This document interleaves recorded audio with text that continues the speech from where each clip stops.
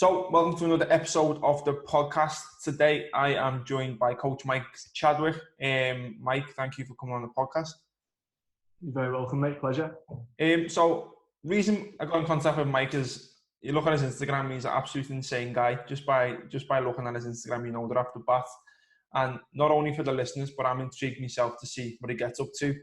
There's a lot to do with the military, a lot to do with coaching and performance. So it's interesting to see what Mike gets up to on a day-to-day basis and how he approaches the whole coaching and fitness, background. So just explain a little bit about yourself, mate, and what you've done in the past, how you've got to where you are now, and that sort of thing.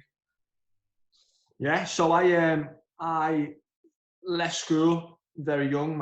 All my family have always been in the military. Long story short, a bit of a rough upbringing. I had nothing else, so ended up joining the military. I joined the parachute regiment for my sins. So straight away at 17, I was doing double science on the Friday, and I was joining the parachute regiment on the Monday. So that was a bit of a wake-up call. And the training was hideous, really, really hard. There's no ifs or buts about it. But I didn't have anything to come back, so I just presumed that was what the army was. I didn't realise until later what I'd got myself into. And the idea behind it was that I wanted to join the most elite unit, so that the person to my left or right, when the shit does it, the fan will be good at his job and will know what he's doing. And he'll look after me as I'll look after him. So I did that. Somehow got through, skin in my teeth, and then I went into battalion and started off on a successful military career. It was only a few years later that I really, just out of luck really, loads of series of unfortunate events that, after doing courses, Afghan tours, operations and exercises overseas, and then I landed on my feet and got a physical training qualification I basically got told on the Friday, you're going on a PTI course on the Monday. I was like, Sam. I was fit like every other paratrooper is, so I turned up without them doing any prep expectations. And the theory side really took my interest more than anything. The fitness was easy. I went there and got that nailed. But the theory started really interesting me in understanding how people move and why people move. But anyway, put that to bed. You finish the course, you go back and be a paratrooper, and you go back and conduct your normal daily training. But then I got my next posting. I got sent up to the Parachute Regiment Training Centre, where I'd been a few years earlier as a 17-year-old. And I went up there, ended up becoming the lead physical training instructor for the Parachute Regiment. And it was there that I was like, right, I'm not sitting still. So what I did is I went and enrolled into uni, got myself a degree. Didn't tell the uni I was a serving soldier. Didn't tell the army I was in uni. Managed to smash out a degree over the 3 years. And then I was selected to go and become a Royal Army Physical Training Corps instructor. So it's another level above the PTI. And that's where my first posting for them was not in the paras. It was with some unit over in the Midlands where they didn't like fitness and they wouldn't have liked me. And I turned up and, these type of people didn't deploy the way I did. They didn't deploy with weapon systems and with, information on without going into it. They deployed with laptops. They deployed and basically built things, and they was the geeks of the British Army. So there's absolute zero interest in me. So when I started bedding down into why they didn't like PT, why they didn't want to do it, the majority was to do with time. And that's where I started coming up with the concept of individualizing training. So to individualize a training package for, upwards of 600 people in the unit is difficult. It's not efficient. It takes a lot of time. So I started building plans and ways and started individualizing training. And lo and behold, people started getting involved, and it just went bigger and bigger and bigger. And then I was then selected to become part of what is now known as the Brains. So there was about 6 of us. I was the youngest by about 30 years, the lowest rank by a long way. And we then travelled around the country delivering training, upskilling PTIs and people 2, 3, 4 ranks above me on how to conduct training. And all it comes down to is I just started studying. I fell in love when I first went on that PTI course with the theoretical side of physical development and how people move and how to manipulate how people move to create stimulus. And it just went from there. I just kept reading and developing. And if I wasn't doing phys myself, I was learning about phys and trying to help other people. And it's gone from there. And then, yeah, so I then got another posting, and then someone asked me to go and do that same job, but for kids. So people in a similar way that where I was back in school, so I came full circle, I had nothing else. Predominantly what they do, not everyone, is they go and join the Army Foundation College. You know, they've had a rough time at school, and they go home and have a rough time. Every adult they've ever come across has failed them, basically. For about 80% of the kids that go to this college. So when sixth form's not an option, they normally go there. And people don't like me saying that. That's the bottom line. That's the truth. So these people don't want to be there, the majority of them. Some people are doing it for Queen and Country at 16, and, you know, great on them. And they've got, you know, aspirations to go further and further. That's fantastic. A lot of people are there because that's all they've got. They've got nothing else. And they're getting fed, and they've got a bed. So they go there. So I got asked would I go and have a look at their training. And that's, so again, I started studying. I studied adolescent physical development. And it's so much different to the way the adults are. So I just created, again, plans, and it worked. And so I've just got pretty lucky, mate, to be fair, to get where I am. So it's, I've just done a bit of studying, created a plan. Somehow it's worked, and then I've just kept moving forward. No, I'm in the AFC at the moment. I'm leaving there pretty soon.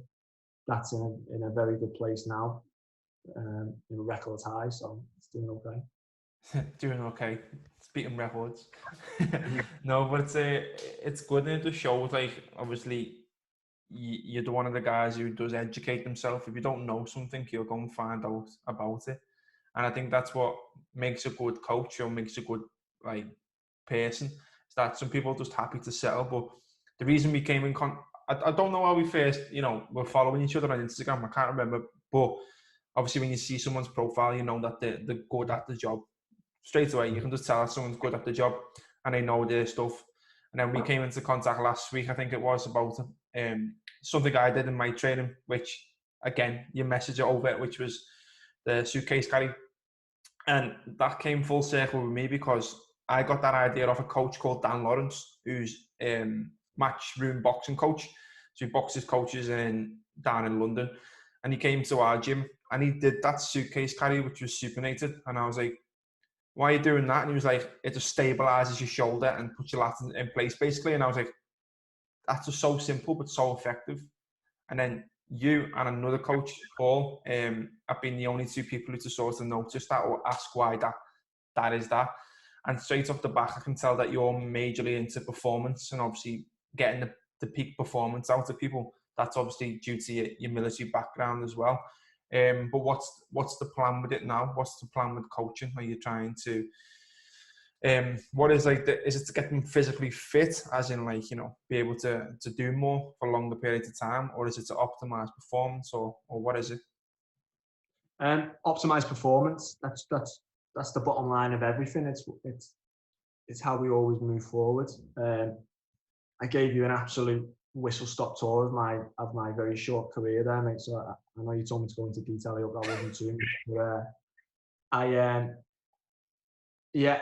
Every day, everywhere along that line, I've had to optimize performance. But you optimize performance for every individual because every individual is different. So the aim may remain the same, but how they get there is completely different because we're all biologically different. So whenever I see something like what you've shown on the video in terms of the way you just slightly turned your hand in order to pack the shoulder effectively, I ask questions, and if I don't know, I want to know. So everything I always do is I'm trying to learn and steal off everyone. And the best coaches steal is the bottom line. And you've got to, obviously, I spoke on another podcast about a week ago about people using your stuff and crediting them, same way you reference stuff in uni and that. But the best coaches steal. They take all the best ideas and they listen to people when they talk about your own bad ideas, and they move on and adapt and develop. And that's what I do. And all of that is to optimize performance every single time. That's it. Like, it's good being surrounded by them people like yourself, because, you know, if I was doing something wrong, I'd want someone, another coach, to say, why are you doing it that way? Why don't you try it this way, which might be a little bit more optimal for this? And of course, you're not going to go, fucking hell, this kid doesn't know what he's talking about. It's more like taking it on the chin and go, yeah, I could optimize this a little bit more. And how can I do that? And I think every coach should be like that, no matter, if I see another PT, I'm asking questions, why are they doing that with their clients? There's always got to be a reason why something's happening. And it's just educating yourself on that. But you're right, surround yourself with good people, you'll always learn. And I think it's a little bit easier now with social media and stuff, and how you can sort of steal things, because there's so much on the internet. Yeah. It's ridiculous. So speaking there about the ideology of fitness and stuff, is there one main principle or anything that you try and aim forward, like your own bias towards fitness or anything like that? It's correct prescription. So the prescription's got to be correct in terms, and that's from resistance as well. So what you'll predominantly see in a gym setting, and PTs are liable for this, is that they'll provide you an example of an exercise, then say, do X amount of reps for X amount of sets. Go. That's a worry for me. And everything I do is about accurate and correct prescription, timely as well. And you've got to prescribe resistance. You've got to work in percentages. I only ever work in numbers. I never generalize training. There's nothing generic about any programs I ever offer on my online stuff. It's all individualized, and that's one of the statements that I've tried to get across in terms of now military and international militaries as well, is that you've got to individualize training. Because what you see at the start line from training in a military perspective, and bearing in mind AFC Harrogate, I won't go too deep into maturation status and how the children adapt there, but there's about 1,800 people going through there a year. And if you can imagine a 16-year-old, some of them have a body of a 12-year-old, some of them have a body of a 30-year-old. Why would we train them the same? They're developing at different stages of their life. And within about 30 minutes of being in Harrogate, you can see that.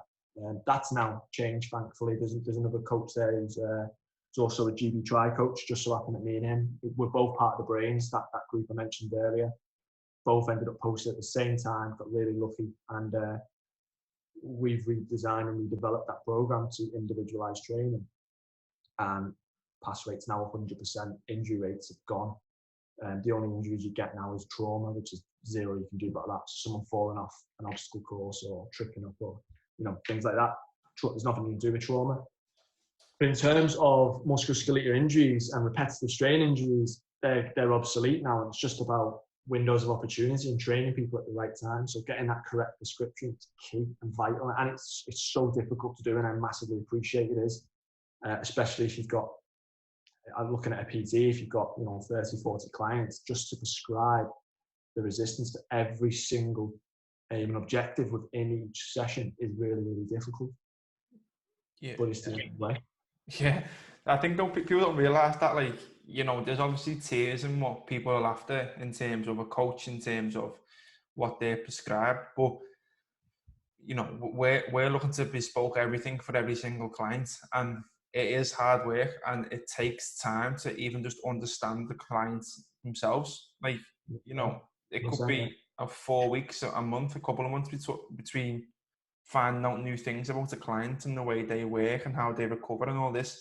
It's not like, get lean in 4 weeks and then that's it, because you haven't learned nothing about the client. That's one thing that I don't get, or I find it hard to understand. What was that, sorry? I thought he was going to quote Joe Wicks then. I mean, and we're arguing on Instagram as Joe Wicks. Go into it, Joe Wicks. What's been going on? So I did a podcast about last week, a couple of weeks ago. It got released a few days ago, and someone asked me a question about Joe Wicks, and I call it the Joe Wicksism, and it's that type of training is what I fight against. It's non-accurate, it's high intensity for someone who hasn't built a foundation of strength. The most key element of anything is you've got to have a foundation of strength to ensure that you do not get injured. Now, what I do want to clear up is that when I put that post up, and Joe's not happy, and there's a lot of his followers who aren't happy, and everyone who's named Brenda has inboxed me. I massively respect Joe Wicks' business model. I think he's done incredibly well for himself. He's got some good people around him doing really good things. And I also respect what he's done in terms of getting the kids jumping around the living room during this, isolated period. What I don't respect is his training methodology. And he's got in that position to be the nation's PE teacher by generalizing training for millions of people when he hasn't provided them with a platform to do that on. So he's making a quick buck. And what you will see is that people will come back and say, yeah, but I've done his 90-day challenge and I look great. You will be one of 2 million people, and he'll show that and promote that. And that's how these celeb workouts work. What's made him a good coach? He's not a coach. What's put him into a good position and looking at his body and his training aid is fantastic for him, and that's worked for him. What he won't show you is what's happening behind the scenes, and he isn't just jumping around in his living room. And if he is, that'll highlight the fact that he's constantly injured. So there's an alarm bell ringing when you look at him and he's constantly got some sort of cast or limp or some sort of strain. He's in the paper, a simple Google search will show that. That's alarm bell. So if he can't do it, and I'll quote it again, so Brenda's are going to go mad, I'll use Brian instead. And every Brian who hasn't earned that right to jump around the living room in that way and land on one leg continuously is going to get injured. You will get acute gains, but a chronic adaptation will not happen. You'll get injured at some point. And that's what I'm going against. So I've got absolute nothing against the guy in a business sense. But in terms of training, I do not agree with it, but that's what science is. If we didn't argue science, then the first ever experiment would be the last, and we would never evolve as a human race. That's what we do with coaches, is we argue and we go and find another way.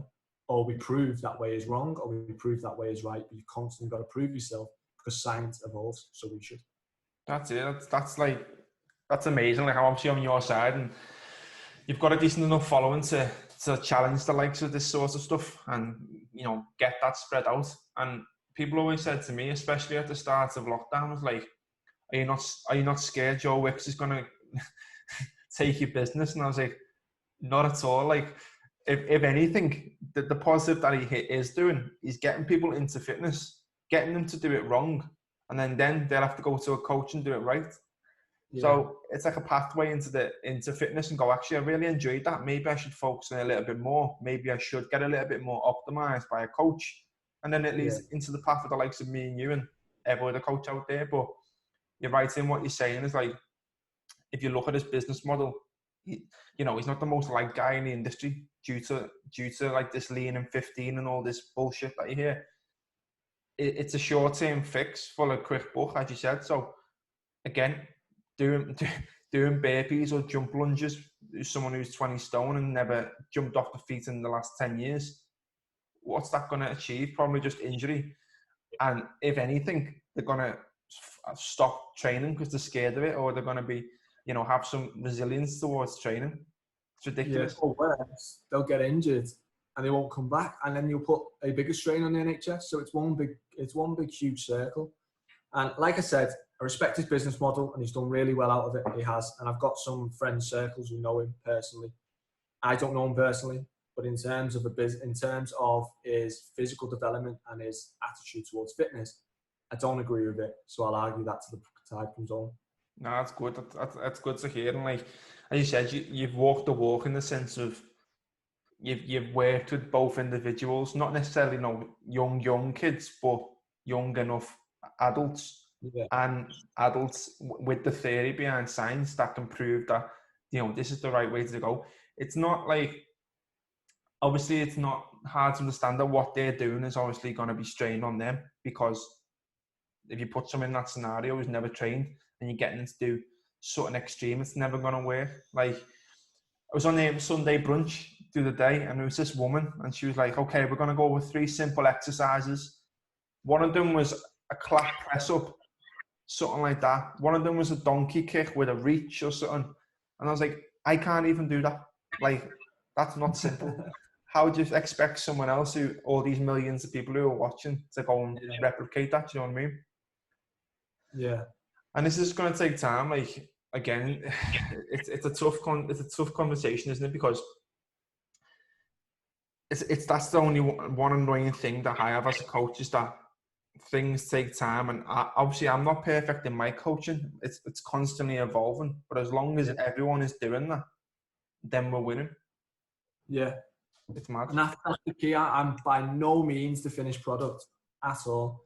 I'm learning every single day, and like I'm, messaging people like yourself on Instagram who's doing something and questioning it, and then if I like it, I'll test it, and then add it in, and then I looked at the breaking it down biomechanically. I looked at what you was doing in terms of the suitcase carry in order to do something completely different.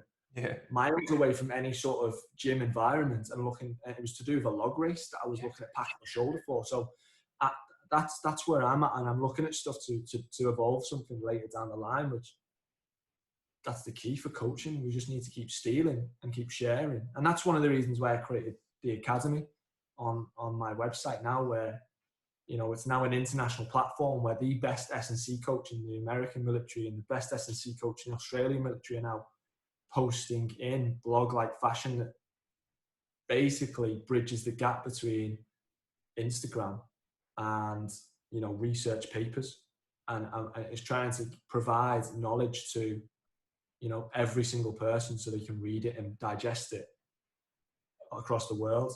And that's why the Academy was born, just so we can keep sharing knowledge.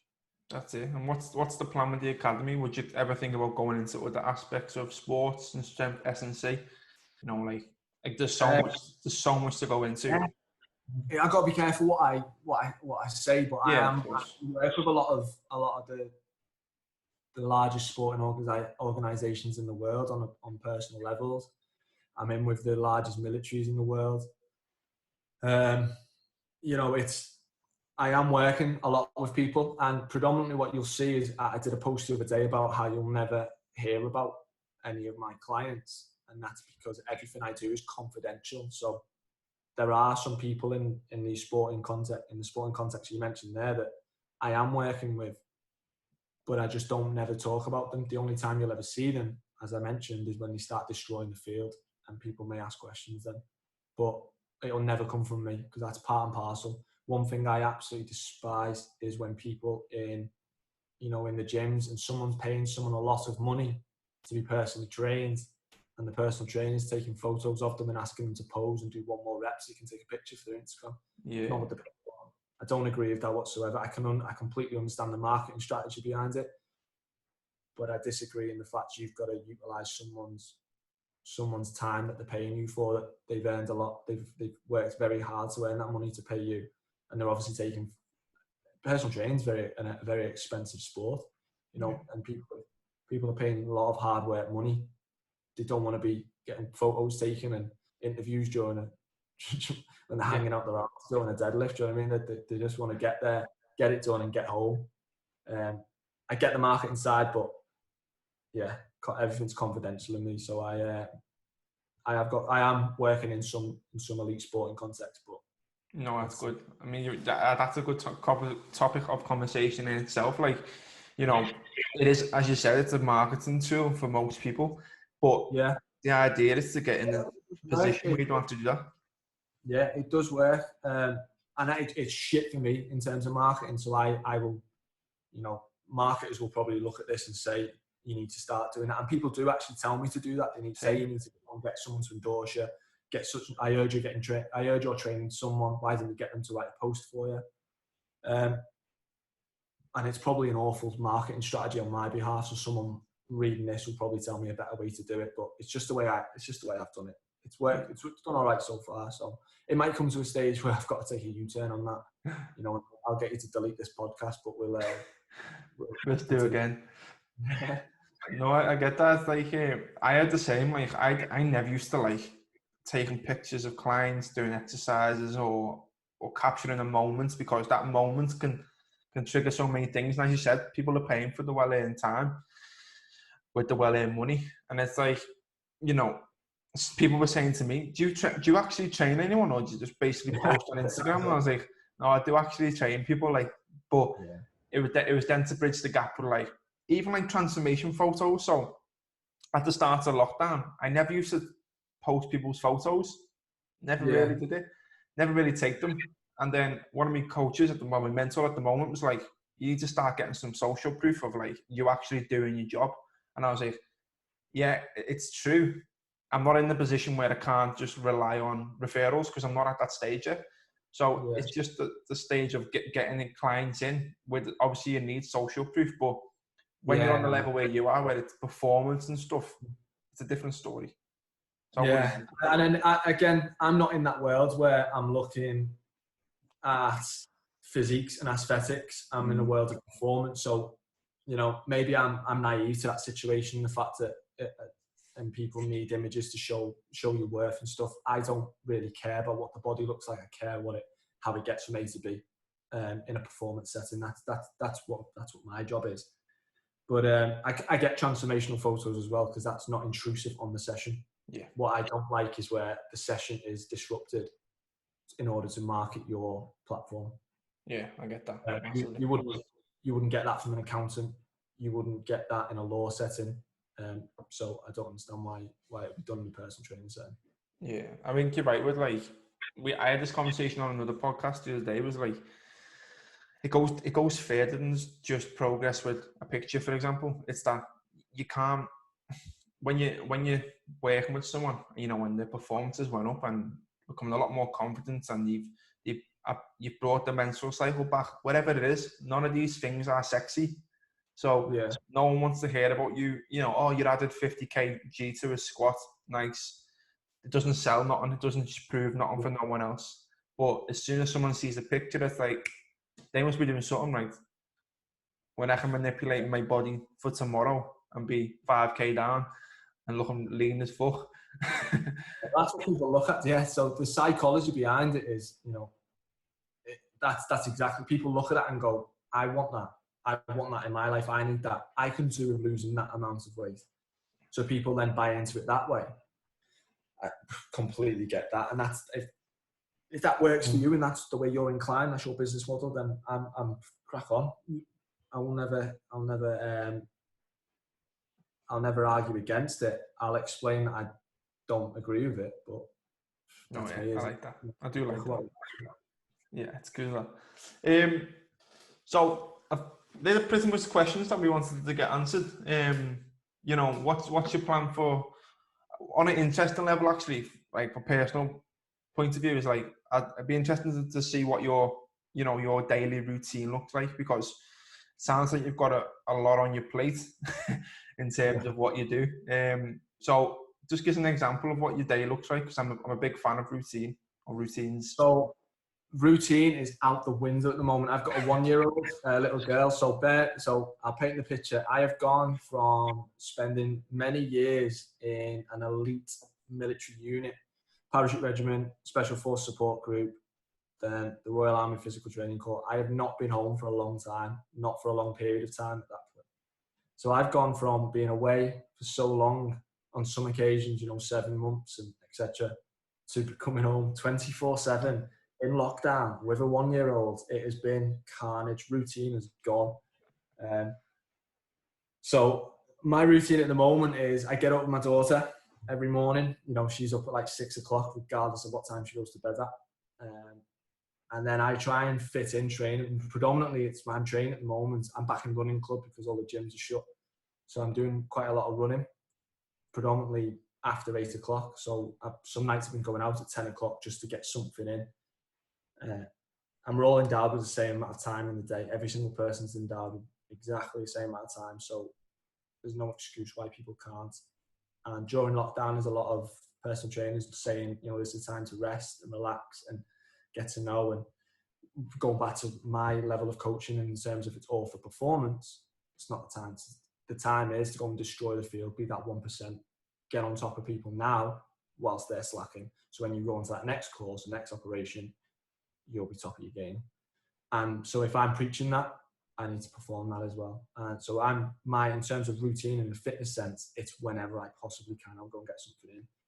I've ordered, resistant bands. I use, I've got a Bergen, which is a large backpack for those who aren't in the military, big massive bags full of heavy weights and ordered like a random kettlebell off eBay and got whatever I could possibly get my hands on. I've just tried, and you know, I've plastic cuffed 2 dumbbells together to add extra loads, all sorts. And I've just come up with all sorts, and it's good because you're seeing a lot of people are sending me stuff as well. I get all sorts of random direct messages, but lots of ingenious ways of how people are like adapting their lifestyle and still overloading the muscles and adding resistance. And it's incredible. People have gone back to, you know, outsmarting other people in the way that they can develop something and still grow. And it's fantastic to see. And again, that gives me ideas, and I'm in the garden, you know, trying to get something set up. But that's my routine at the moment is that. And in between that, I'm working on one of my primary roles at the moment is I'm working on an artificial intelligence coaching platform in terms of resistance prescription. So that's going quite well at the moment. So we'll see what comes of that. And then obviously I have my online personal coaching, and I run Tactical Athlete as well, tactical-athlete.co.uk, which is a website where I put the academies on there, my programs are on there. And I run that, and I only take on so many people every so often so that I can ensure that I've got my utmost commitment to every person that's on my coaching, and ensure that they get the best. Just by hearing the sound of it, I know how difficult it is just to have a coaching platform, never mind everything else that's going on, and including the 1-year-old. So appreciate the time coming on and speaking to me, of course, as well. It's nice to speak to someone with a similar mindset and can talk back to me in the same science, mate. It's really nice. Yeah, that's it. Nice one. Again, I'm sure we'll speak regularly about things because you do interest me as a person, as a coach. So again, anything I can learn off yourself or anything that I can learn off anyone you know, it's a bonus for me. So I appreciate that. Yeah, so thank you for coming on. I appreciate you having your time. I'm sure we'll do this again. But you might have changed some of your beliefs, but you might have not. You might have had a fight with Joe Wicks. Yeah, get an invite down to your gym when this lockdown's over. Get me in that gym. We'll get him in. Me and Joe will turn up. 20 on, 10 off for 3 hours. See who wins. No, but I appreciate that, mate. And I'll speak to you soon. Thanks for listening, guys.